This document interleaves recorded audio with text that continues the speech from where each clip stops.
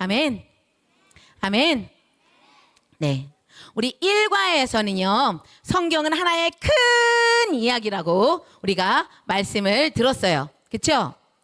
일과에서 그래 성경은 드라마다 이렇게 얘기하면서 성경은 드라마라는 책이라 쓰신 분들은 두 가지를 알기 원했어요. 이것을 하기 위해서 다음 세대들에게, 우리 자녀들에게 이 두 가지를 알게 하기 위해서 이 책을 썼다 이렇게 얘기하면서 첫 번째는 성경이 어떤 책인지를 알기를 원했다. 그래서 성경은 드라마라는 책을 썼고, 두 번째는 세계관이 무엇인지 알게 하고 싶어서 이 책을 썼다 이렇게 얘기하고 있습니다.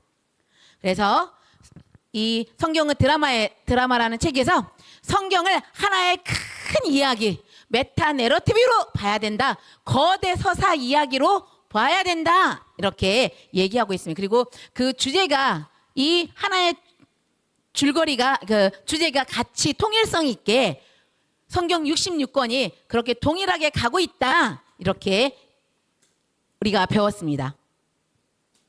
그리고 모든 사람과 사회는 하나의 큰 이야기를 따라 산다. 모든 사람들은 그 큰 이야기 가운데 그 큰 이야기를 기대요. 그 가치관에 따라 산다. 이 부분을 배웠고, 그 다음에 하나의 큰 이야기로 들어가는 문, 우리가 하나의 큰 이야기, 성경 이야기로 들어가는 문, 이것을 통해 들어가야 성경에 대한 전체적인 내용들을, 또 하나님의 뜻을 정확히 알 수 있다. 그래서 하나는 언약, 또 하나는 하나님 나라. 오케이, 말씀을 너무 잘 들었어요. 하나님 나라라는 주제를 가지고 그 문을 통해 우리는 성경을 들어가야 된다. 그래야 하나님께서 성경을 우리에게 주신 그 의도대로, 그 역사 가운데 성경을 통해 하나님께서 역사하신 그 역사 가운데 하나님께서 역사하신 그것을 우리가 알 수 있고, 우리의 삶 가운데 그 이야기를, 우리가 그 삶을 기대어서 우리가 살 수 있다라고 이렇게 말씀을 같이 나눴어요.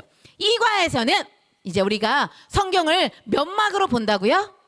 이제 드라마인데 하나의 큰 줄거리의 이야기인데, 우리는 성경을 몇 막으로 본다? 6막으로 본다. 맞아요. 오, 너무 잘 기억했어요. 6막으로 본다. 전도사님이 이 어릴 때 이걸 알았더라면 세상에, 아마 성경을 정말 기대해요. 성경적인 가치관으로 살았다면 지금은 훨씬 더, 아마 지금도 하나님께 감사한데 하나님 나라에서 하나님께 더 영광을 돌리는 삶이 되지 않았을까 싶어요. 이 어릴 때부터 이 성경의 전체적인 올바른 이해를 가지고 있다는 것이 얼마나 중요한지, 성경적 세계관으로 우리 친구들이 성경적 세계관으로 이렇게 배워지고 알아지고 내 삶에 적용하는 이 부분으로 지금부터 잘한다는 것이 얼마나 소중한지 여러분들을 정말 축복하고, 앞으로 시대 가운데 세상을 변화시킬 하나님께서 미래 리더로 여러분들을 다 부르신 것 같아요. 아멘. 성경은 6막으로 되어 있다. 성경의 이야기를 그렇게 펼쳐나간다. 그래서 첫째 1막은 우리 선포 한번 해볼까요? 1막은 창조, 하나님이 자신의 나라를 세우시다. 2막은 타락, 반역이 일어나다. 너무 안타까운. 그래서 하나님께서 1막 자신의 나라를 세우신다 하면서 이제 창세기부터 시작해서 창세기를 주시면서, 창세기를 통해서 우리에게 주시는, 이스라엘 백성들을 가르치기 위해서 창세기를 주셨고, 그리고 우리들에게 이 창세기를 통해서 하나님이 창조하신 그 역사들을, 우리 본래의 역사를 우리에게 알게 하셔서, 그리고 이것을 통해 온 세상 가운데 이 창조의 역사를 알게 함으로 그들이 주님께 돌아오게 하기 위해서 하나님께서 이 창세기를 통해서 우리에게 말씀하고 계신다. 그리고 타락, 반역이 일어났다. 이렇게 하면서 하나님의 완벽한 세상, 선한 창조 세계에 죄가 들어왔다. 죄는 하나님의 관역에서 벗어나는 것이, 하나님의 목적에서 벗어나는 것이다. 이렇게 하면서, 그런데 하나님께서 결국 누구를 오게 하실 거라고요? 여자의 후손을 통해서 이 뱀의 머리, 사단의 머리를 밟게 하실 것이다 라고 우리 2막까지 반역의 역사까지 우리가 보게 되었어요. 오늘은 3막 구속의 시작. 왕이 이스라엘을 택하다. 막간 신구약 중간사 끝을 기다리는 하나님 나라 이야기라는 그 부분을 우리가 나눌 건데요. 우리 3과 같이 보겠습니다. 같이 한번 읽어볼까요? 시작. 삼막 구속의 시작. 왕이 이스라엘을 택하다 라는 주제를 가지고 같이 말씀을 나눌 텐데요. 같이 시작. 읽어보겠습니다. 말씀을 시작. 내가 너로 큰 민족을 이루고 내게 복을 주어 땅의 모든 족속이 너로 말미암아 복을 얻을 것이다. 자,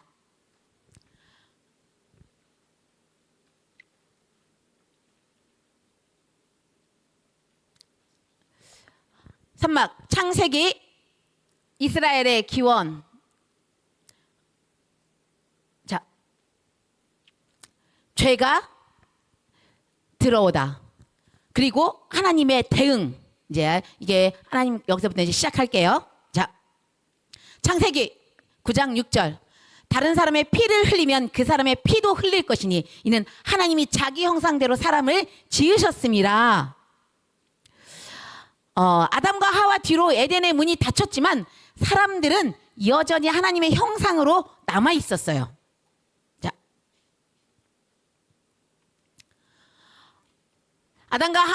하지만 아담과 하와의 반역은 우리의 인간됨에 깊은 영향을 미쳤어요. 아담과 하와는 죄를 지은 후에도 결혼 생활을 했어요.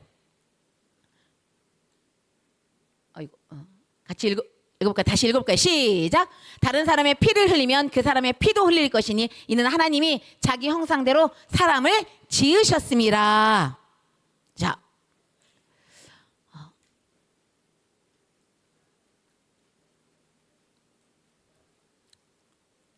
네, 두 아들을 낳아 하나님께서 타락 전에 계획하신 대로 가족을 이루게 하셨어요. 하지만 타락 이후 이야기가 시작되는 창세기 4장은 처음부터 끔찍한 사건들이 펼쳐져요. 정말 질투와 분노와 살인. 가인과 아벨은 최초의 형제였어요. 가인은 농부였고 아벨은 목동이었죠. 하나님은 아벨의 제사는 받으시고 가인의 제사는 받지 않으셨어요. 그의 마음이 악하였기 때문이에요. 가인은 질투와 분노에 휩싸여 동생을 죽였어요. 끔찍한 일이 일어났어요. 사랑과 기쁨의 근원인 가정이 질투와 분노와 살인의 장소가 되었던 거예요. 여러분, 우리 인간에 대한 이해에서요, 이 진화론과 창조론이 완전히 달라요. 그래서 거기에서부터 시작한 모든 교육의 체계가 완전히 달라요. 아담과 하와는 살인을 본 적이 없어요. 가인과 아벨은 어떤 죄를 본 적이, 그러니까 마음에서 일어나는 죄는 있었지만 실제로 죄의 모양이 일어난 걸 본 적이 없어요. 어떤 이런 끔찍한 죄를 배운 적이 없어요.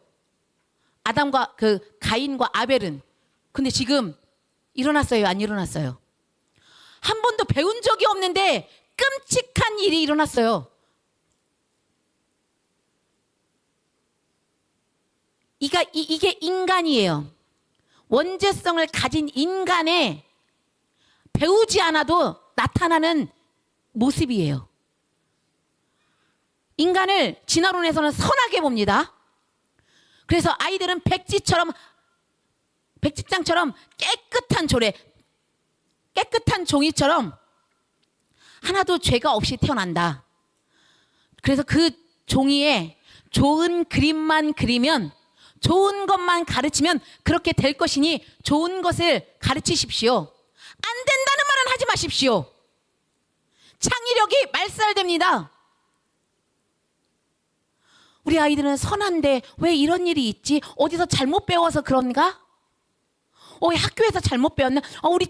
내 아이는 그렇지 않은데 친구한테 잘못 배워서 그래요. 나쁜 친구 사귀어가지고 그래요.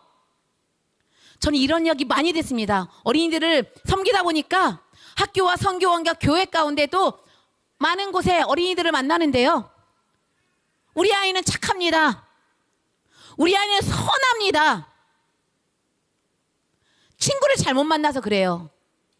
우리 아이는요, 죄가 없어요.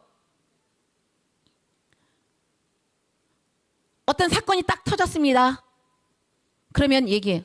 우리 아이는 이런 거 할 줄 모르는데, 아니, 여기서 어떻게 이런 일이 일어났죠? 여기서 뭔가 잘못 가르쳐서 그렇지 않나요? 친구를 잘못 만나서 그렇지 않나요? 우리 친구들 잘 들으세요. 자기 자신을 잘 알아야 돼요. 우리 자신을 잘 알아야 십자가가 필요해요.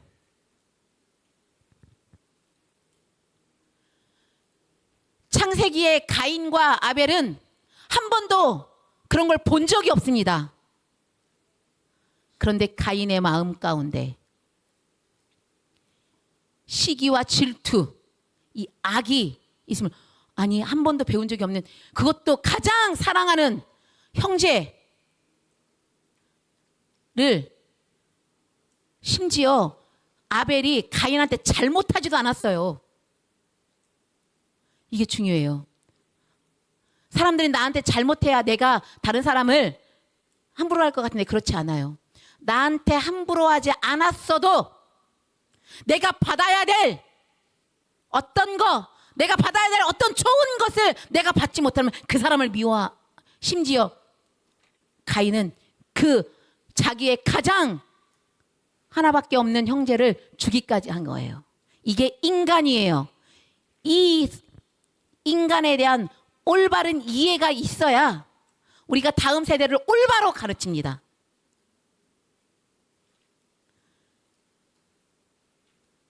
이 이해가 없으니까 어떻게 되느냐? 너무 이제 어떻게 할 수 없어서 학교에서 되도록이면 문제가 일어나지 않도록, 문제가 일어나면 그것을 어떻게 덮을 건가에 초점이 돼 있더라고요. 그것을 밝히고, 우리 아이는 착해요. 우리 아이는 그런 일을 할 수 있는 아이가 아닌데 여기서 무엇이 잘못됐기 때문에 우리 아이는 그렇게 밝게 할 수 없습니다. 인간에 대한 올바른 이해가 있지 않으니까 그 일이, 그것을 모든 부모님이 다 그렇게 얘기해요. 그러면 누가 잘못한 건가요? 이거를 가를 수 없는, 이건 진화론에서는 절대 이걸 얘기할 수 없는 것입니다. 인간은 태어날 때부터 악하게 태어납니다.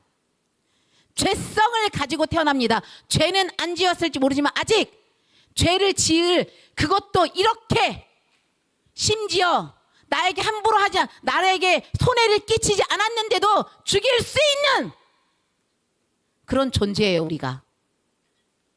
그것을 여러분들이 확실히 알아야 돼요. 우리 어린이들이 알아야 돼요.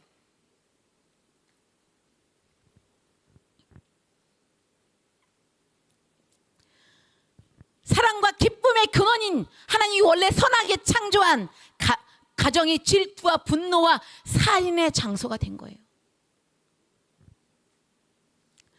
우리는 하나님이 이 일을 혐오하셔서 즉시 모든 것을 파괴하실지도 모른다고 생각해요. 하지만 하나님은 이 창조 세계를 위해 마련하신 선한 질서는 여전히 유지돼요. 가인은 결혼을 하고 아들을 낳아 이름을 에녹이라고 지어요. 그는 도시를 세우고 그 도시에 아들 이름을 붙여요. 가인과 그의 가족은 여전히 하나님의 형상대로 지음받은 사람이었어요.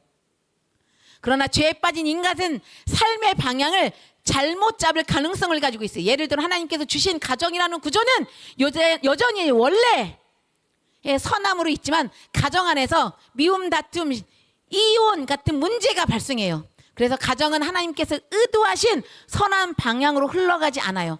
하나님께서 선물로 주신 선한 것들이 고통과 복수의 씨앗이 되는 거예요. 모든 영역에서 그럴 수 있어요. 창조가 우주적 창조였듯이요, 타락도 우주적 타락이기 때문에 그래요. 그래서 타락 후에 일어나는 모든 문화 활동을 이런 배경에서 일어나요. 모든 문화를 이런 배경에서 이해해야 돼요. 지금 모든 문화가 이 가운데서 타락의 길로 가고 있는 거예요.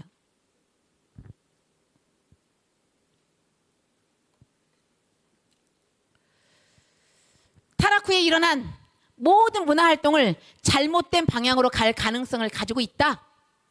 창세기 4장 인간의 활동이 나와요. 문화란 음악을 만들거나 집을 짓거나 경제, 정치 구조를 세우는 등 사회에서 이루어지는 모든 활동을 말해요. 창세기 4장 17절에 24절에는 가인이 도시를 세우고 야발은 가축 치는 자가 되고 유발은 수금과 퉁소를 잡는 자가 되고 두발 가인은 구리와 쇠로 기구를 만들고 라멕은 실을 쓴 이야기가 나와요. 이것이 창세기 1장 26절에서 28절에서 말하는 문화명령, 창조명령이에요.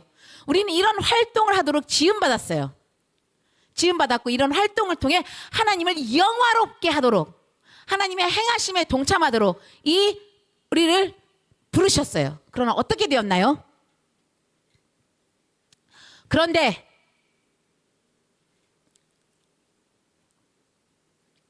타락한 인간은 하나님께서 의도하신 선한 방향으로 문화활동을 하지 않아요. 가인이 도시를 세운 것은 창조 세계에 숨겨진 잠재성을 개발하는 일이었기 때문에 선했어요. 하나님은 도시가 개발되고 인간이 풍요로워지고 하나님의 영광을 받으시는 장소가 되시기를 원했어요. 그러나 도시는 어떻게 됐나요? 그 도시를 세우기 위해 사람들을 억압하고 착취하는 장소가 되었어요. 될 수 있어요. 될 수 있고 되었어요. 신은 아름다운 언어로 하나님을 찬송하는 데 사용하는 선한 도구였어요. 그러나 인류의 최초의 라멕은 사람을 협박하는 대로 시를 사용한 거예요.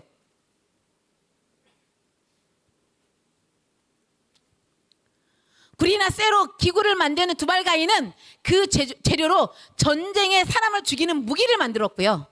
이처럼 타락한 인간은 하나님께서 주신 선한 것들을 악한 방향으로 사용했어요.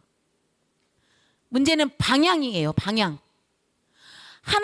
근데 이것을 기독교인들이 잘못 이해했어요.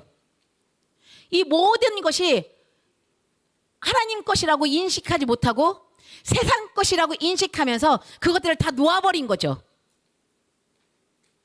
그것들을 세상적인 가치를 가진 사람들이 그걸 가지고 이 방향대로, 선한 방향대로 사용하지 않고 하나님을 대적하는 곳으로 그것을 사용하고 있어요. 기독교인들이 이 부분의 인식을 가지고 그것들을 찾아와야 되는데 성속의 분리로 인해서 그것들이 세상 것이라고 치부하면서 그것들을 세상 가운데 내어주게 된 거예요. 그 하나님의 아름다운 모든 선한 창조물들을 가지고 세상에서는 생명을 빼앗는데 자신의 육신의 쾌락을 사용하는데 사용하고 있는 거예요.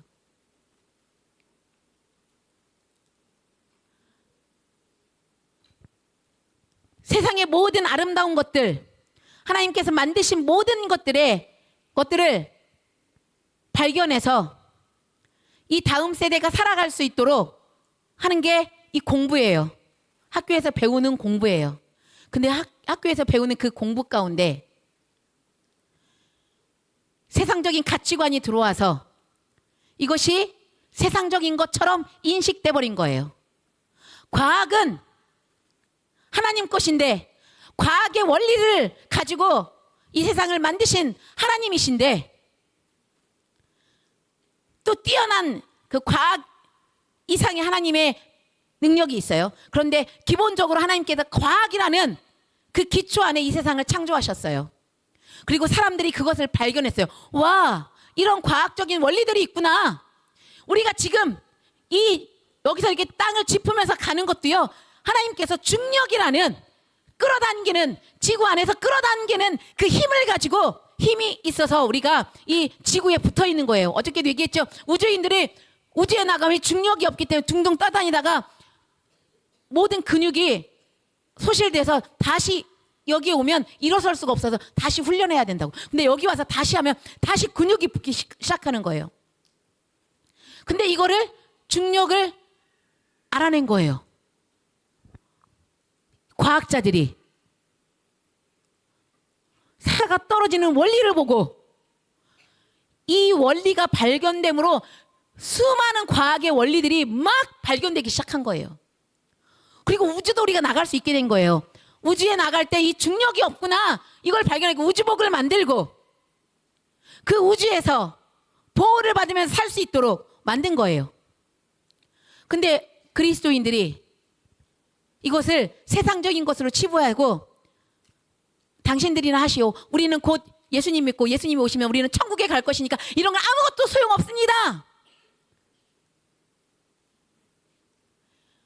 이렇게 하면서 모든 하나님의 선한 것들을 내어주고 그것들을 통해 세상이 자신의 목적대로 악한 도구로 사용하도록 그것을 내어주게 된 거예요. 우리 어린이들 부지런히 공부해야 돼요. 하나님의 기준 안에서 부지런히 공부해야 돼요. 앞으로 AI가 발전할 것인데 이 AI는 누가 주신 걸까요? 그 모든 원리는 누가 주신 걸까요? 하나님이 주신 거죠. 그런데 사람들이 막 두려워 떨어요. AI가 발전되면 직업이 없어지고 우리가 다 굶어 죽을지도 모른다. 몇 사람의 사람들만 부를 가지고 살아가고 나머지는 다 노예같이 살 것이다. 전사님이 처음에 이 부분을 몰랐을 땐 두려워 떨었어요. 어떡하지? 과학이 발전하지 않았으면 좋겠어요. AI가 발전하지 않았으면 좋겠어요. 하나님. 그런데 이건 막을 수가 없어요. 이제까지 1차, 2차, 3차 모든 산업혁명은 문화혁명은 이 산업혁명은 막을 수가 없었어요.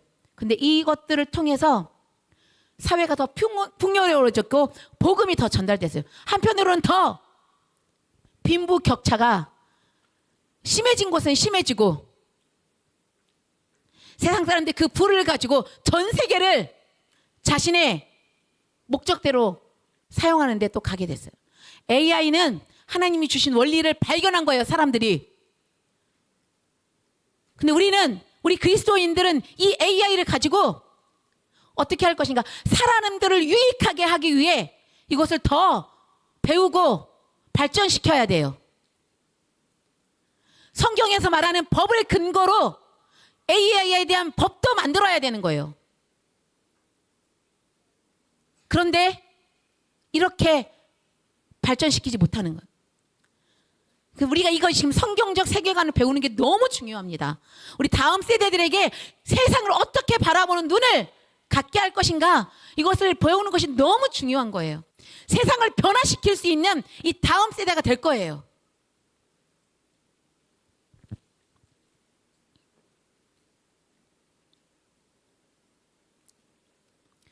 치열한 영적 전쟁 가운데 있는 것입니다.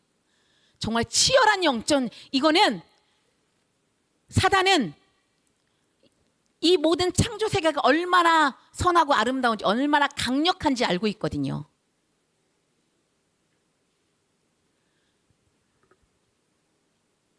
그 원리들을 찾아내서 그 하나님의 이 능력이 그 안에 있음을 알고 있기 때문에 이것들을 찾아 자기 마음대로 안 믿는 사람들을 사용해서 쓰는 거예요. 기독교인들에게는 눈을 가리고 그리고 모든 그리스도인들이 죽지 못해 사는 그들이 만든 회사에 다니면서 내가 여기서 어쩔 수 없이 돈 벌어서 먹고 살기는 하지만 나는 이들과 달라. 나는 결국 하나님 나라에 갈 것이니까 어쩔 수 없이 먹고 살기 위해서 내가 이런 직장을 다니는 거야. 세상을 변화시킬, 역동적으로 변화시킬 그리스도인들이 아니라 죽지 못해 사는 것 같은 그런 그리스도인들로 있는 거예요. 하나님이 아니라고 성경적 세계관으로 돌아와서 하나님께서 창조하신 모든 창조 세계를 하나님께서 구속하시고 회복하는 그것을 알고 거기에 동참하라고 우리를 부르신 것입니다. 아멘. 아멘. 인간의 타락으로 오염된 창조 세계에 대한 하나님의 대응. 이제 홍수 심판과 언약을 주심. 창세기 5장은 아담으로부터 노아까지 계보를 나열하면서 인간 종족의 확장된 이야기를 들려줘요. 노아의 뜻은 안식이에요. 노아의 아버지는 아버지 라멕은 하나님께서 노아를 통해 타락한 창조 세계에서 겪는 어려움으로부터 인간을 구하여 안식을 주시기를 원했어요. 그러나 상황은 나아지지 않았어요. 창세기 6장에서 9장은 노아와 대홍수에 대해 이야기하는데요. 라멕은 안식과 구원을 받았지만 여호와는 사람의 죄악이 세상의 관영함과 그의 마음으로 생각하는 모든 계획이 항상 악할 뿐임을 보시고 홍수 심판을 보내 세상을 멸하기로 작정하셨어요. 사탄은 최악으로 치달아 하나님은 홍수로 세상을 멸하시기로 결정하셨어요. 그런 상황에서 하나님은 하나님과 동행하던 사람 노아를 주목하셨어요. 노아는 새 아담과 같은 존재가 될 거예요. 라멕이 소망하던 대로 새로운 안식의 가능성을 가져올 거예요. 그러나 심판이 있은 다음에 그렇게 될 거예요. 이건 지금 성경 전체를 지금 이야기하고 있는 거예요. 전사님이 어마어마한 양의 물이 큰 기쁨에 샘들이 터지는 것처럼 지면에 쏟아졌고 40일 동안 쉬지 않고 비가 내렸어요. 하나님이 보내신 홍수는 대재앙이었고 전 세계적인 사건이었고 일종의 창조 세계의 해체였다라고 얘기하고 있어요. 전 세계의 사건이 일어났으며 그러나 죄에 대한 심판에도 불구하고 하나님은 다시 한번 창조 세계를 향한 하나님의 목적, 타락 이전의 에덴의 삶을 이루시려는 계획, 언약을 세우셨어요. 여기 지금 하나님의 언약이 이루어지고 가고 있는 거를 인간은 아담과 하와 이후로 계속 어떻게 악한지, 어떻게 타락하는지를 계속 이 성경을 통해 보여주고 있어요. 하나님은 그들을 돌이키기 위해 다양한 방법을 사용하시면서 그들을 돌이키려고 하시고 그 언약을 지금 이 언약을 이루어나가고 계시는 것을 볼 수 있어요. 많은 사람들은 성경을 보면서 하나님은 왜 홍수 심판을 내리셨지? 왜 사사기에는 사람들을 그렇게 심판하셨을지? 이스라엘 민족을 왜 심판하셨지? 하나님은 왜 이렇게 심판하시는 분인가? 라고 이야기해요. 이게 성경을 올바로 알지 못해서 하나님의 성품을 올바로 알지 못해서 일어나는 일이에요. 아담과 가인부터 가르치지도 않은 죄 가운데 그런 끔찍한 죄를 저지르는 그 악한 본성을 가지고 생각부터 어릴 때부터 생각하고 계획하는 모든 것이 악하다고 하는 이 인간을 하나님이 그냥 두시지 않으시고 구원의 일들을 계속 이루어 가시는 이야기예요.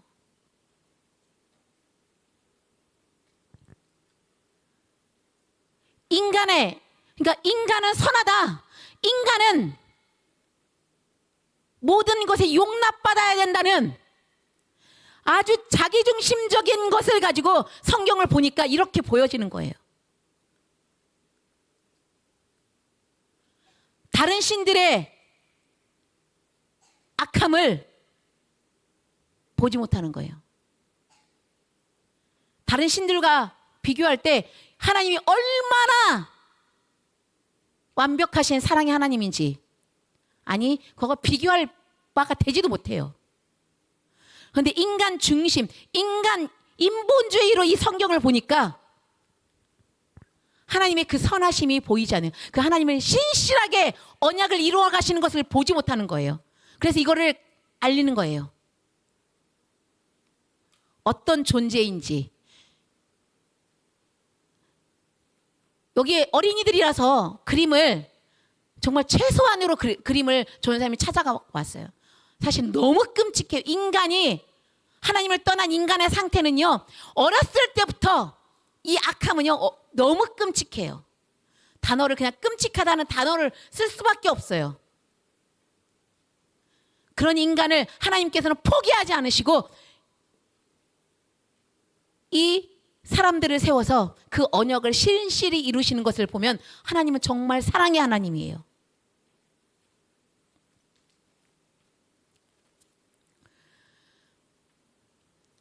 죄에 대한 심판에도 불구하고 하나님은 다시 한번 창조 세계를 향한 하나님의 목적, 타락 이전에 에덴의 삶을 이루시려는 계획, 언약을 세우셨어요. 다시 하나님은 그럼에도 불구하고 다시 에덴의 삶을 회복하시려고 우리 인간을 와 맺은 언약을 이루시려고 하나님께서는 다시 시도하시는 거예요. 하나님은 노아에게 방주를 지으라고 하시고 노아와 노아의 가족 땅에 있는 각종 짐승들을 심판해서 구원하셨어요. 여기서도 우리는 하나님의 구원이 인간뿐 아니라 모든 창조 세계를 포함하고 있음을 알 수 있어요. 구원은 하나님의 구속은 포괄적이라고 얘기했죠. 모든 것을 다 하나님께서 창조하신 모든 선한 세계를 다 구원하기 원하시는 인간뿐 아니라 재차 이야기하는데 이 성속의 분리로 인해서 사람들은 이것을 어떻게 생각하냐? 인간만 구원받고 모든 것은 다 불타 없어진다고 그렇게 우리가 배웠어요. 전사님은 그게 의문이었어요. 하나님께서 만드신 이 아름다운 창조 세계가 하나님께서 왜 불태우실까? 이 성경에 대한 올바른 해석이 안 되어짐으로 그렇게 계속 배워왔던 거예요. 성경에 대한 하나님에 대한 창조 세계에 대한 올바른 하나님께서 만드신 올바른 이해를 가지고 있었다면 성경 해석이 달라졌을 텐데 그래서 항상 궁금했던 하나님 저렇게 만드신 아름다운 산과 들과 이 모든 동식물들이 너무너무 아름답고 멋진데 이런 걸 다 우리만 인간만 우리 사람만 구원하고 다 불태워 없애실 건가요? 그거에 대한 물음표. 그러면 근데 하나님께서 우리를 만드셨는데 이 모든 것을 보고 감탄하고 아름답도록 만드신 거예요. 그래서 사람들이 여행을 가면 어디를 가요? 좋은 산과 들로 가는 거예요. 정말 깎아지른 알프스 산맥에 그것을 보러 가고 거기서 뭘 주는 것도 아닌데 알프스 산맥을 본다고 뭐가 나오는 것도 아닌데 거기를 보러 가. 막 히말라야 그 봉우리에 막 올라가. 거기서 뭘 얻는 것도 아닌데 너무 그 자연 앞에 그 대자연 앞에 너무 감격스러워서 여러분도 아름다운 산으로 들러 놀러 가잖아요. 아름다운 여러분 동물원에 가고 동물들을 보면서 우와 신기해. 그런데 그게 다 불타 없어진다는데 마음이 여러분 어땠나요? 그냥 우리만 구원받으면 됐나요? 하나님은 그러지 않으셨다는 거예요. 하나님은 이 모든 이 노아 사건만 봐도 사람뿐 아니라 이 창조 세계에 대한 모든 구속을 이야기하고 있었던 거예요. 근데 우리는 그걸 몰랐어. 근데 이제는 우리는 알게 되는 거예요. 아멘. 요나서에 보면은 이 큰 성읍 니느웨는 좌우를 분별하지 못하는 자가 12만 여명이며 가축도 많이 있나니 내가 어찌 아끼지 아니하겠느냐 하시니라. 이 아낀다는 말이 얼마나 하나님의 마음이 들어있는지. 홍수 이야기는 거룩한 재판관이자 은혜로우신 구원자 하나님을 보여줘요. 여기서 전사님이 치우쳤다고 그랬죠. 사랑의 하나님으로만 치우쳤다고. 한 사람은 심판의 하나님으로만 치우쳤다고. 하나님은 우리에게 재판관이시며 사랑의 하나님, 구원의 하나님을 동시에 얘기하고 있어요. 그게 진정한 강한 사랑, 하나님의 사랑이에요. 그리고 우리를 하나님께로 돌이킬 수 있는 거예요. 태어날 때부터 악한 계획을 가지고 태어나는 우리를 사랑으로 키워보세요. 어떻게 되는지. 노아 타락한 시대가 되는 거예요. 여러분, 우리 자녀들이요, 강한 사랑으로 키워야 돼요.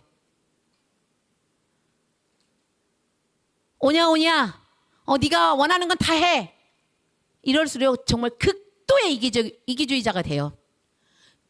요즘에 나르시즘, 자기만 아는 사람들이 많이 생기는데요. 이 가운데 있는 그냥 선천적으로 태어나는 게 아니에요. 진화론에서는 지금 진화론을 바탕으로 유전론이 얼마나 대세인지 이런 사람들이 태어나서부터 그런 존재다 하는데요. 맞아요. 그런 악한 본성을 가지고 태어난 건 맞는데 이것을 잘라주지 않으면 그 유전은 원죄성을 인정하지도 않는데 자꾸 이런 걸 유전으로 얘기하네요. 이 원죄성을, 이 죄성을, 자신만 하는 자기중심성을 잘라주지 않으면요, 자기만 하는 그런 사람이 되는 거예요. 이 시대가 지금 그런 사람들이 얼마나 많은지, 그리고 그런 사람들하고는 관계를 끊으래. 바뀌지 않는다고.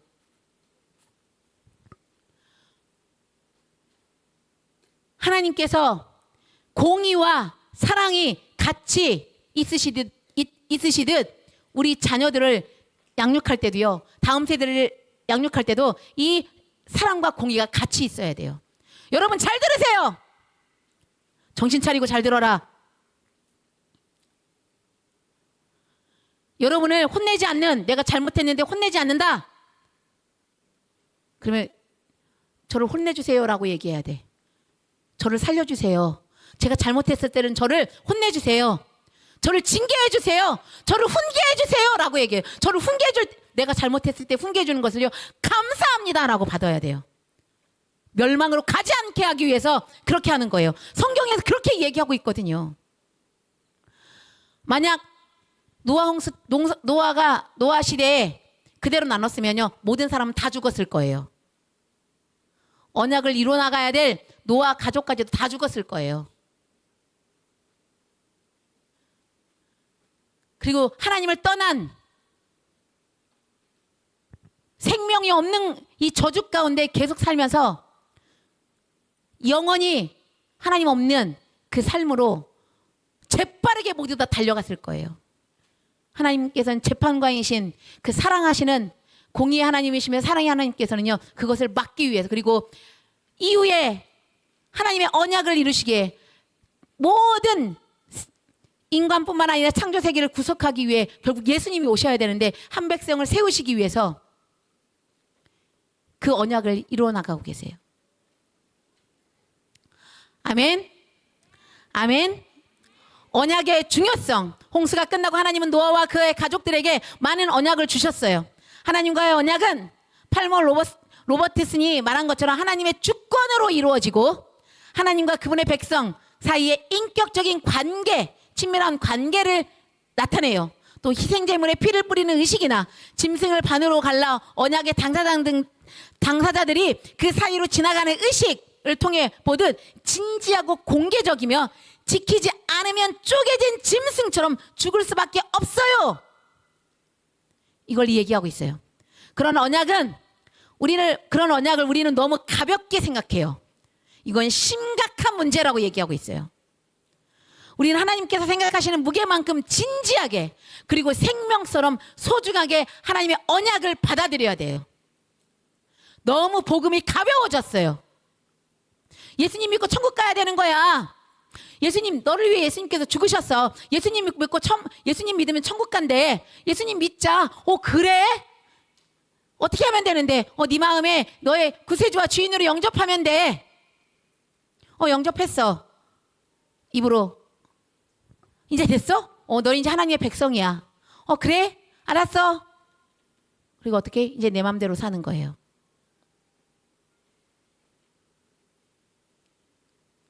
하나님께서 원하시는 뜻이 무엇인지 알지도 못해요. 나는 기차표, 천국에 가는 기차표 하나 딱 했으니까 나는 이제 지옥은 안 가, 천국은 가니까 나는 괜찮아. 이렇게 가벼운 복음.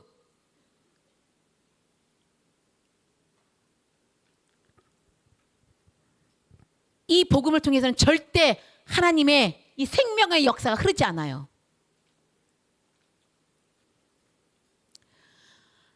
아담에게 주신 사명을 다시 받은 노아.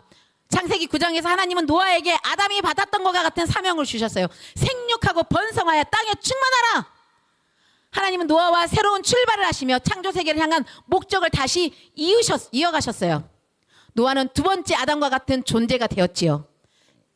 이 역사를 지금 이야기하고 있는 거예요. 하나님은 노아와 후손 모든 생물과도 언약을 맺으셨어요. 무지개는 하나님과 땅에 있는 모든 생물 사이에 새로운 언약의 표시였어요. 하나님의 구원과 계획은 사람뿐 아니라 모든 창조 세계를 포함했어요. 하지만 정말 죄는 다시 나타났어요. 노아는 농업을 발전시켜 포도주를 만들었지만 술에 취해 수치를 당했어요. 아들 함은 아버지의 벌거벗음을 경멸스럽게 떠들었고 그 후손 가나안은 저주를 받아들였어요. 저주를 받았어요. 반면 셈은 축복을 받았죠. 이스라엘은 셈의 후손이에요. 창세기 10장은 노아의 후손으로 세상의 민족이 퍼진 이야기를 말해요. 문화와 인구가 발전했지만 죄의 문제는 여전히 계속되었지요. 창세기 11장 사람들은 땅에 흩어져 충만하라는 하나님의 명령을 거역하고 여기서도 벌써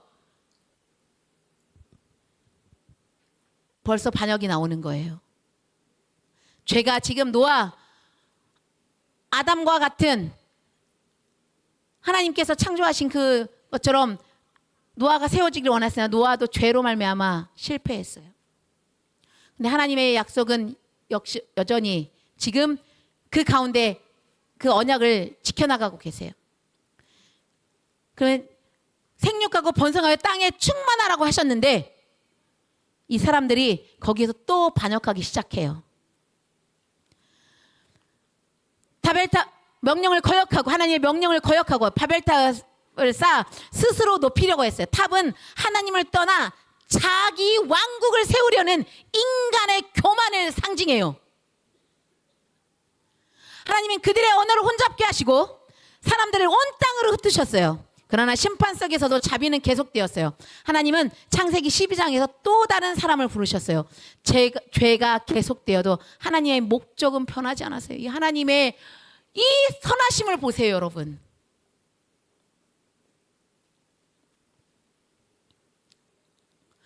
아브라함과의 언약을 복을 주어 축복하는 자가 되게 하심. 하나님은 아브라함에게 고향을 떠나 보여주실 땅으로 가라고 하셨고 그를 통해 큰 민족을 이루며 땅의 모든 족속이 복을 얻게 될 것이라고 약속하셨어요. 같이 한번 읽어볼까요? 시작! 여호와께서 아브라함에게 이르시되 너는 너의 고향과 친척과 아버지의 집을 떠나 내가 내게 보여줄 땅으로 가라. 내가 너로 큰 민족을 이루고 내게 복을 주어 내 이름을 창대케 하리니 너는 복이 될지라. 아멘. 아멘.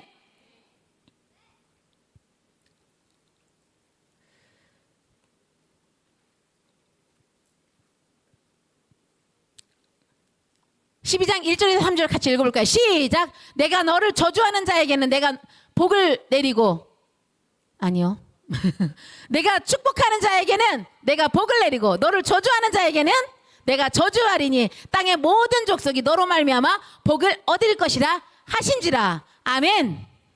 아멘.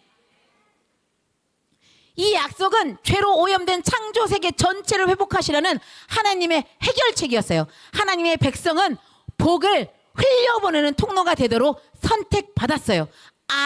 아브라함처럼. 그리고 우리가 아브라함의 후손이라고 얘기하고 있어요. 복의 통로로 두둥 이유 이렇게 얘기하고 있죠. 너를 선택했어. 왜? 복의 통로로 여러분들을 선택했다는 거예요. 아브라함을 그렇게 선택하신 것처럼 아브라함을 통해서 우리가 그것을 볼 수 있는 거예요. 창세기 15장 10에서 17장은 하나님과 아브라함의 언약 관계를 보여줘요. 하나님은 자식이 없던 아브라함에게 하늘의 별처럼 많은 자손과 땅을 주신다고 약속하셨어요. 그들은 이방 땅에서 400년 동안 객으로 살지만 다시 돌아올 거라고 하셨어요. 그리고 17장에서는 할례를 언약의 영원한 표를 주셨어요. 그런데 아브라함은 100세에 약속의 이삭을 얻었고 22장에서 이삭을 번제로 바치라는 믿음의 시험을 받았어요. 이삭 대신 준비된 순양을 보며 아브라함은 하나님이 약속하신 자신의 후손을 통해 모든 족속이 복을 받을 것이라는 언약을 재확인했어요. 아멘. 그 약속은 이삭의 아들 야곱에게 이어져요. 이게 지금 언약이 어떻게 이어지고 있는지를 지금 보고 있는 거예요. 내 자손이 땅의 티끌같이 퍼져나갈지며 땅의 모든 족속이 너와 내 자손으로 말미암아 복을 받으리라. 창세기 28장 14절. 야곱의 중요한 팥죽 사건 대표되는 장면들을 가져왔어요.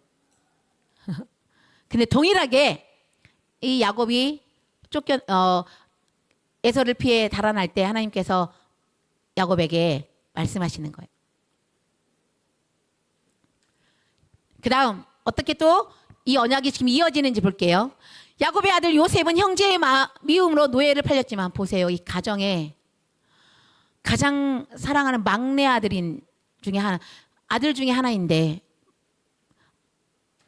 한참 어린 동생인데 아니 형들 아버지가 채색옷을 입히고 이렇게 하니까 이 시기 질투가 일어나고 와가지고 꿈을 꿨는데 내 볕단이 있고 집 모든 형들의 이 밀집단이 나에게 인사하던데 부글부글 뭐라고? 또 와가지고는 해와 달과 별들이 나에게 인사한다고. 부글부글 결국 어떻게 해요? 요셉을 죽이려다가 죽이지는 말자. 형의 이야기를 듣고 애굽 상인들에게 팔아버렸죠. 야곱의 아들 요셉은 형제의 미움으로 노예로 팔렸지만 애굽에서 가족과 화해하며 성숙한 지도자가 되었어요. 하나님은 요셉을 애굽의 총리로 세우셔서 이스라엘을 가나안의 죄에서 구별해 애굽 고센 땅에 머무르게 하셨어요. 요셉은 하나님의 약속을 기억하며 하나님이 반드시 너희를 돌보시리니 내 해골을 메고 올라가라 하고 죽었어요. 자, 그 다음에 두둥 출애굽 한 민족의 형성. 지금 한 백성을 지금 세우시는 과정들을 얘기하고 있는 거예요.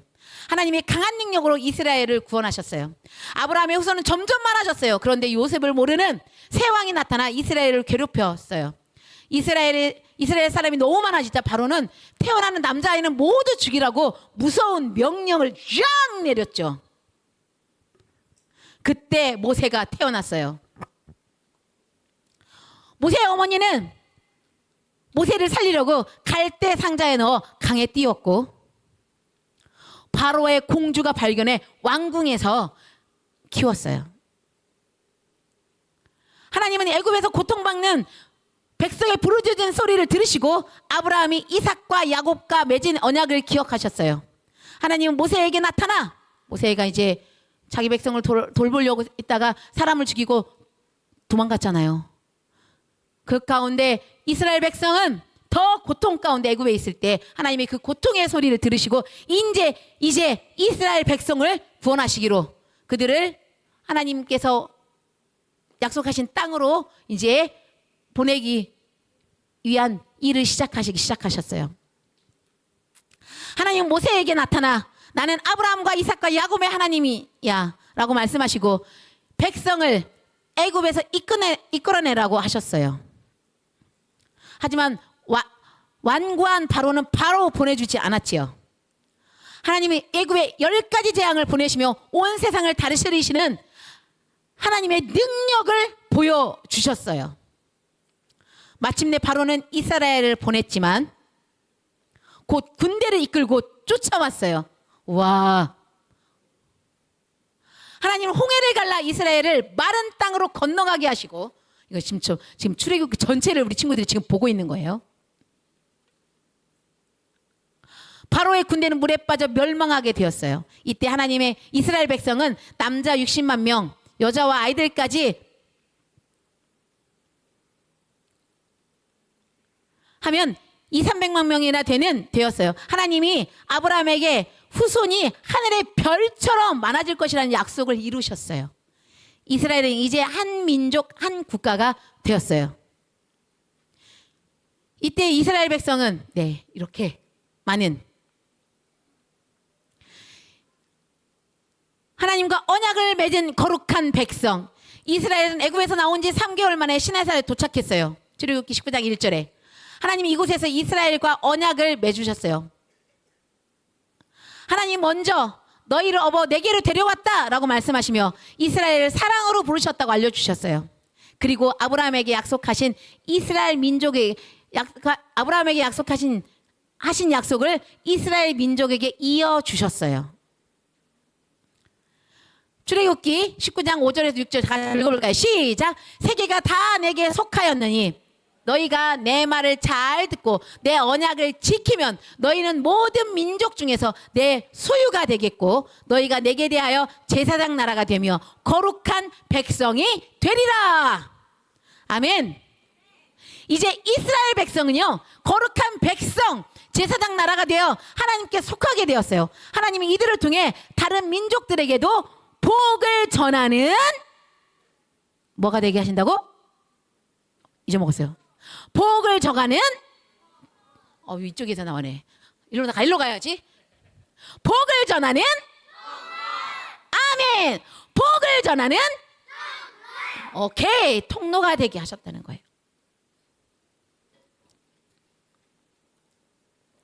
자, 열방의 복의 통로가 된다는 것 같이 한번 읽어보겠습니다. 시작. 이 말은 모든 사람과 온 세상의 타락 이전 에덴의 평화를 다시 누리도록 하나님이 쓰시는 통로가 된다는 뜻이에요. 이것이 제사장 나라의 역할이에요. 그래서 우리는 먼저 하나님과의 친밀한 교제를 누리고 삶의 모든 부분에서 하나님의 말씀대로 살아 그분의 영광을 드러나게 해야 되는 거예요. 이게 복의 통로가 된다는 거예요. 아멘. 아멘. 하나님께서 여러분을 이곳으로 부르셨다는 거예요. 아멘. 자, 레위기. 지금 막 지나가요, 이제. 창세기, 출애굽기, 레위기 왔네요. 자, 레위기. 하나님과 바른 관계를 위해 필요한 삶을 기록한 문서. 레위기는 이스라엘이 하나님의 백성으로 거룩하게 사는 방법을 알려줬어요. 하나님께서 예배드리는 법, 깨끗하고 부정한 것을 구별하는 것, 이웃과 함께 살아가는 법이 담겨 있어요. 하나님께서 내가 거룩하니 너희도 거룩하라. 거룩한 삶이 무엇인지를 알려주고 있어요. 하나님의 백성은 예배뿐 아니라 삶 전체에서 하나님의 거룩함을 따라 살아야 했어요. 예배당에 와서만 거룩한 게 아니라 우리의 모든 삶이 하나님을 따라가는 거룩한 삶이어야 된다는, 이걸 레위기를 통해서 우리에게 보여주고 있어요. 민수기, 창세기, 출애굽기, 레위기, 그다음 민수기. 시작. 약속으로 땅으로 가는 여정. 이스라엘은 시내산을 떠나 약속의 땅으로 가는 길에 있었어요.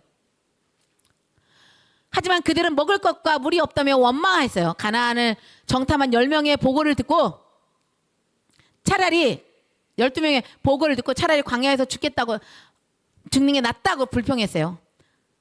하나님은 부모 세대가 광야에서 다 죽고 자녀 세대만 약속의 땅에 들어가게 하셨어요. 그렇게 40년 동안 광야에서 돌게 하셨어요.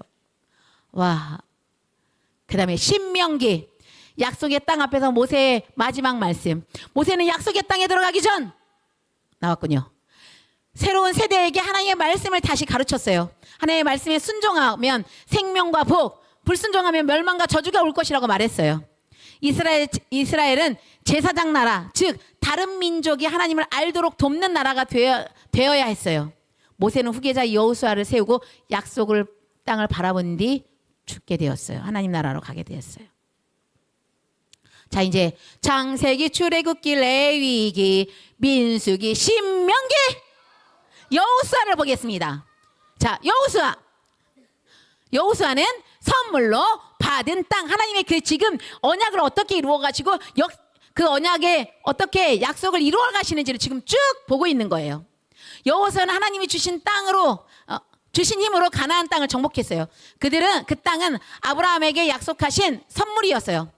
그 땅은 이스라엘은 노예가 아니라 하나님의 상속자가 되었어요. 이스라엘이 그 땅에서 모든 민족의 핏, 전시 백성으로 살아가야 일만 남았어요. 가나안은 두 번째 에덴처럼 하나님의 임재가 드러나야 했어요. 정말 하나님은 계속 포기하지 않으시고 하나님의 언약을 지금 이뤄나가고 계신 거예요. 기대하시면서. 그러나 어떻게 됐나요?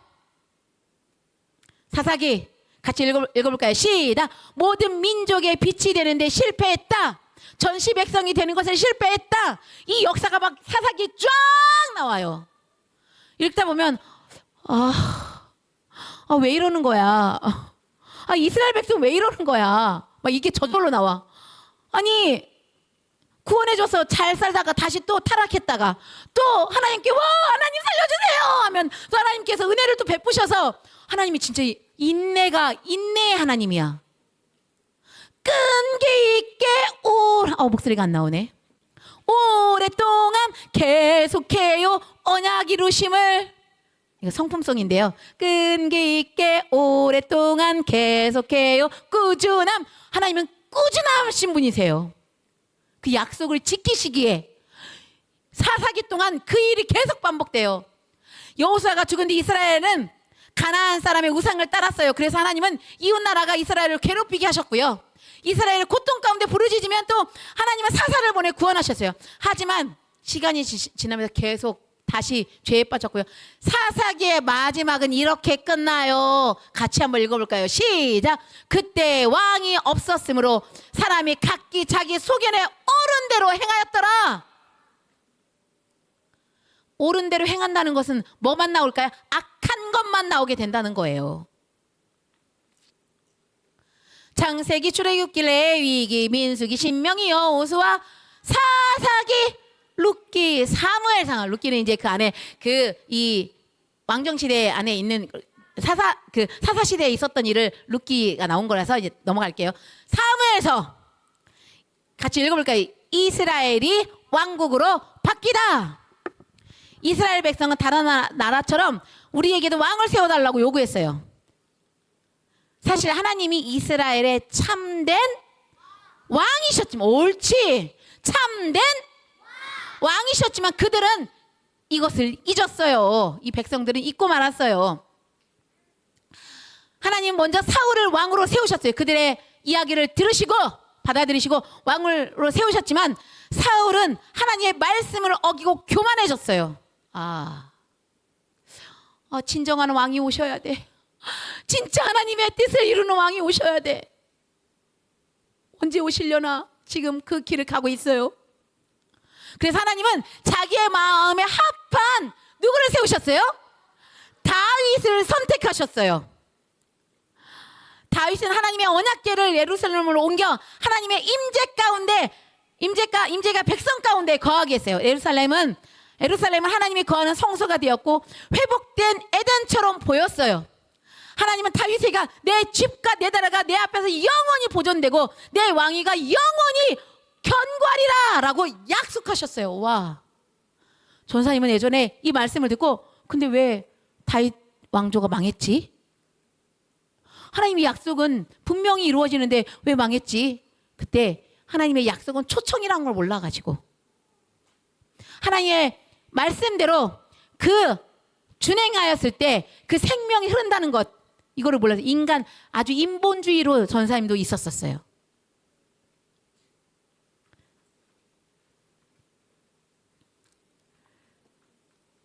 근데 그 왕은 언제 성취됐어요? 다윗의 때는 성취되지 않았어요.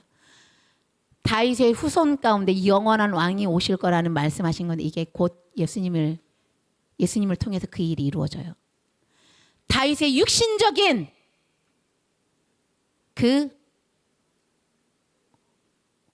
가문은 이루어지지 않았어요. 이스라엘은 곧 공식적인 한 나라로서 모든 민족에게 빛이 되라는 모델 나라로서의 모습이 보였어요. 이스라엘 인간 왕은 하나님께서 주신 소명을 따라 그 백성을 거룩한 백성, 거룩한 나라로 이끌어갈 거예요. 하나님은 다윗 왕가를 영원히 세우시겠다고 약속하셨어요. 하지만 다윗도 죄를 범했고 그 죄 때문에 가족 안에 싸움과 반역이 일어나는 큰 슬픔을 겪었어요. 인간의 왕은 계속 실패했어요. 열왕기, 창세기, 출애굽기, 레위기, 민수기, 신명기, 여호수아, 사사기, 룻기, 사무엘상하, 열왕기상하, 역대상하. 이제 열왕기와 역대를 같이 하는 같은 역사거든요. 열왕기와 역대 이야기를 다르게 쓴 열왕기, 언약의 실패. 솔로몬이 지혜로 통치 시작하다. 솔로몬은 자문적 지혜로 유명해요. 가정, 정치, 경제, 법 등 삶 전반에 대한 하나님의 지혜를 나누었고 식물과 동물까지 연구한 폭넓은 지식을 가졌어요. 그는 발전된 정보를 세우고 여호와를 섬기며 창조 세계를 깊이 다뤘어요. 솔로몬이 시온에 성전을 짓다. 솔로몬의 가장 큰 업적은 성전을 건축한 거였어요. 지금 가야 될 길이 멀어가지고 막 가고 있어요. 잘 들으세요. 성전 벽에는 에덴을 연상시키는 무늬가 새겨졌고 언약궤가 들어올 때 구름이 가득해 하나님의 영광이 임했음을 보여줬어요. 하나님은 예루살렘을 거처로 삼으시고 백성과 함께 하시며 이스라엘은 제사장 나라로서 하나님의 영광을 드러내야 했어요. 언약의 실패. 나라가 둘로 나뉘다. 그러나 솔로몬은 산당에서 혼합 예배를 막지 않고 많은 이방 여인들을 아내로 맞아 우상숭배에 빠졌어요. 하나님은 진노하셔서 왕국을 나누셨고 솔로몬의 죽음 후 북왕국, 남왕국으로 분열되었어요. 여로보암은 단과 베델의 금송아지를 만들어 다시 우상숭배를 하게 했어요.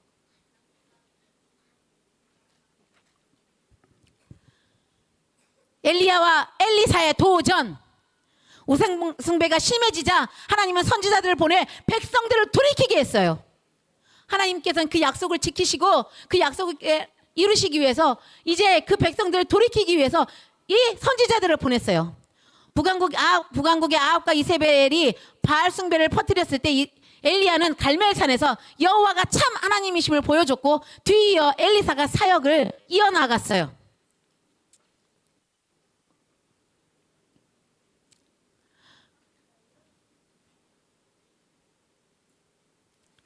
자, 멸망과 포로로 가는 길. 하나님의 경고에도 불구하고 북왕국은 회개하지 않아 아시리아에 멸망했어요.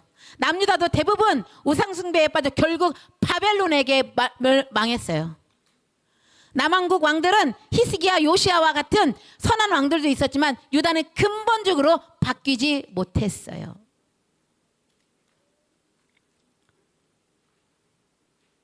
그 왕국은 끝이 났지만 그러나 끝이 아니었어요.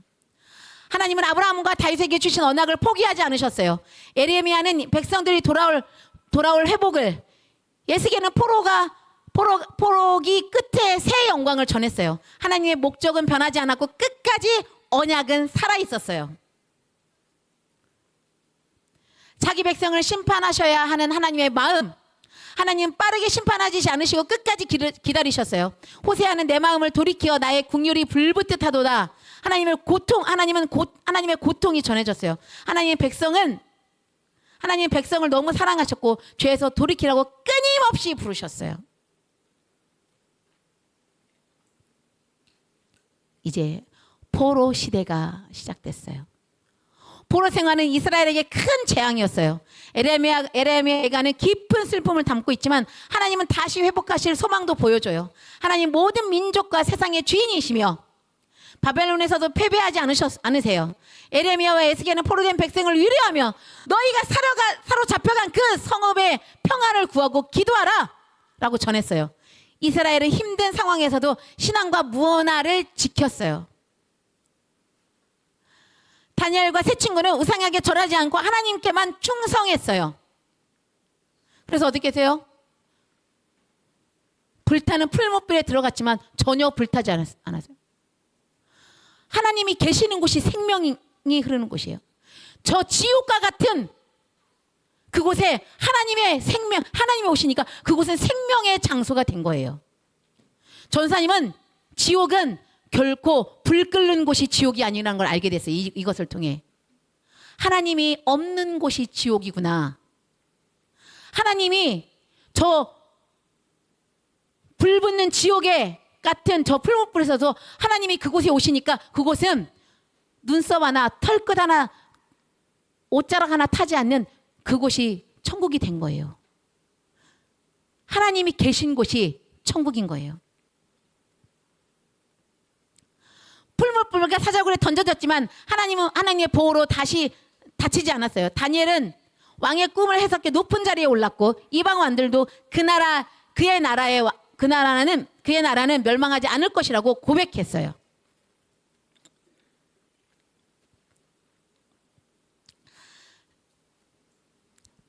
다니엘은 환상을 통해 모든 제국이 흥하고 망하지만 마지막에는 영원한 나라가 세워질 것을, 영원한 하나님의 나라가 세워질 것을 보았어요. 인자 같은 이가 모든 나라를 다스릴 권세를 받을 것이며 예수님은 복음서에서 자신을 그 인자라고 하셨어요. 하나님은 포로지에서도 신실하게 일하셨고 다니엘에게 포로 기간 70년임을 깨닫게 하셔서 기도하게 하셨지요. 에스라와 느헤미야, 이스라엘이 그 땅으로 돌아오다 포로기가 끝나고 그 땅으로 이제 돌아오는 여정들을 이야기하고 있어요. 기원전 539년 페르시아 왕 고레스가 바벨론을 무너뜨리고 이스라엘 백성들에게 예루살렘으로 돌아가 성전을 다시 지으라고 명령하셨어요. 고레스의 마음을 움직이신 분은 누구실까요? 여호와 하나님이셨어요. 하나님은 어떤 상황에서도 자신의 목적을 신실하게 이루어 가시는 거예요. 아멘? 아멘? 총독 스룹바벨과 제사장 예수야를 중심으로 약 5만 명이 1차 귀환을 했어요. 그들은 성전을 짓기 시작했지만 주변 나라의 방해로 공사가 멈추게 됐어요. 백성들은 성전 건축이 멈춘 것에 심각성을 깨닫지 못하고 자기들만 좋은 집을 짓고 살았어요. 하나님은 학개와 스가랴 선지자를 통해 성전 건축의 중요성을 깨닫게 하셨어요. 성전은 하나님과의 언약의 관계를 회복하고 예배가 살아나고 하나님이 약속하신 일을 이루는 중요한 장소였기 때문에 그래요. 백성은 다시 성전을 짓기 시작했고 포로에서 돌아온 지 20년 만에 성전을 완공해 하나님께 봉헌했어요. 하지만 시간이 지나면서 백성들은 그 하나님을 떠나기 시작했어요. 와, 왜 그러는 건데?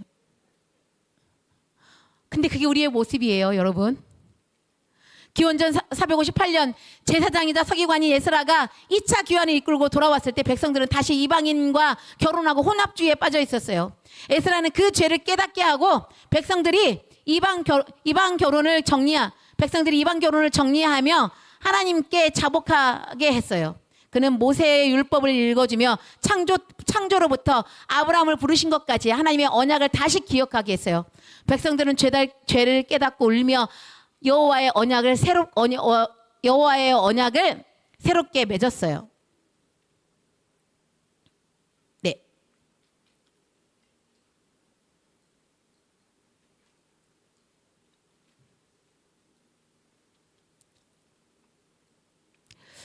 기원전 444년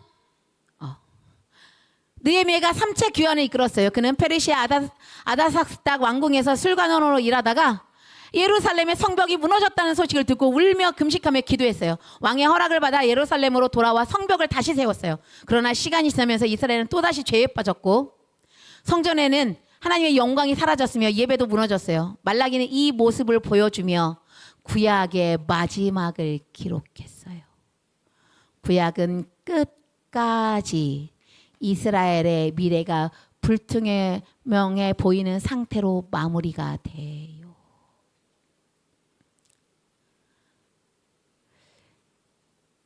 그러나 이스라엘 멸망을 선포했던 선지자들도 놀라운 회복의 소망도 담겨 있어요. 선지자들은 하나님의 목적은 반드시 승리한다고 전하며 미래에 대한 비전을 보여주었어요. 하나님이 통치하시기 때문에 그분의 목적은 반드시 승리한다고 선포했어요. 예레미야는 새 언약을 말했고 에스겔은 새 성전을 예언했어요. 이사야는 모든 민족에게 빛이 될 고난의 종 메시아가 오실 것이라고 전했어요. 하나님은 창조 세계 안에서 목적을 이루시기 위해 기름 부음 받을 메시아를 보낼 거예요. 미가와 말라기는 백성들이 진정으로 회개해 하나님께 돌아올 것을 말했어요. 그때 여호와를 대적하는 모든 민족은 심판을 받고 믿는 사람에는 구원의 날이 될 거예요.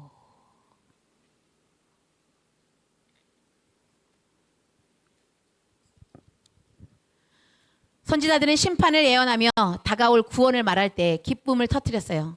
하나님은 약속을 잊지 않으시고 이스라엘을 새롭게 하시며 아브라함에게 약속하신 대로 모든 민족을 하나님께 이끄실 거예요. 그 과정을 통해 온 세상이 새로워지고 하나님 나라는 이 땅 전체에 서실 거예요.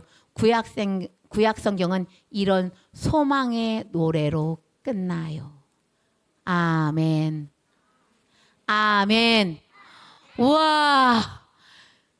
창세기, 출애굽기, 레위기, 민수기, 신명기, 여호수아 해서 말라기까지 하나님께서 어떻게 언약을 이루어 나가시고 그 이스라엘 백성들이 세워지고 실패를 반복하면서 결국 이제 새롭게 오실 왕, 성취하실 왕을 기대하면서 구약이 끝나가요.